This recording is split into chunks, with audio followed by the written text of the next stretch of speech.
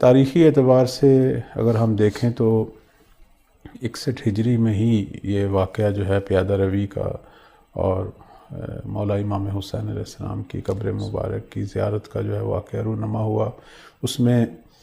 شیعہ سنی کتابوں میں جو ہے وہ دو طرح کی چیزیں نقل ہوئی ہیں۔ ایک تو یہ ہے کہ خود جو اسیران کربلا تھے وہ بالآخر پلٹے واپس، اور ہماری بعض روایات یہ کہتی ہیں کہ وہ جب واپس آئے تو وہی 40 کا ہی دن تھا، اور سارہائے مبارک جو ہیں شہداء کے وہ لائے گئے اور ان کی قبروں میں جو ہے وہ دفن کیے گئے۔ اگرچہ ہمارے بعض علماء اسے بعید کہتے ہیں وہ پہلا جو ہے وہ ماہ سفر نہیں تھا، بعد میں جو ہے وہ ایسا ہوا ہے ضرور لیکن دیر سے ہوا۔ ایک چیز جو بہت زیادہ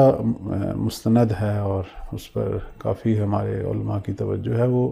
حضرت جابر بن عبداللہ انصاری رضی اللہ تعالی عنہ،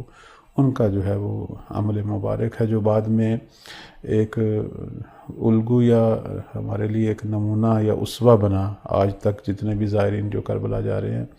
وہ در واقع صحابی رسول کی جو ہے وہ پیروی کر رہے ہیں۔ حضرت جابر بن عبداللہ انصاری، ان کے ہمراہ جو ہے وہ عطیہ اوفی، یہ دو ہستیاں تھیں جو کہتے ہیں 61 ہجری میں ہی یعنی ماہ سفر کی 20 تھی جب یہ پہنچے ہیں کربلا میں، اور وہاں جناب جابر بن عبداللہ انصاری رضی اللہ تعالیٰ عنہ انہوں نے سب سے پہلے جو ہے وہ غسل کیا آب فرات میں، اور پھر جو ہے وہ ایک پاکیزہ کپڑے پہنے، حتیٰ اپنے لباس پر جو ہے وہ خوشبو بھی لگائی، اور نابینا تھے۔ عطیہ اوفی کہتے ہیں میں ان کا ہاتھ پکڑ کر ان کو لے گیا قبر سید الشہداء پہ، اور وہاں وہ جو ہے وہ شدت غم سے جو ہے وہ بے ہوش ہو گئے۔ اب یہاں بھی مختلف ہمارے پاس جو ہیں وہ روایات ہیں، بعض کہتے ہیں انہوں نے وہاں یہ جملہ کہا السلام علیکہ یا ابا عبداللہ، اور بعض کہتے ہیں انہوں نے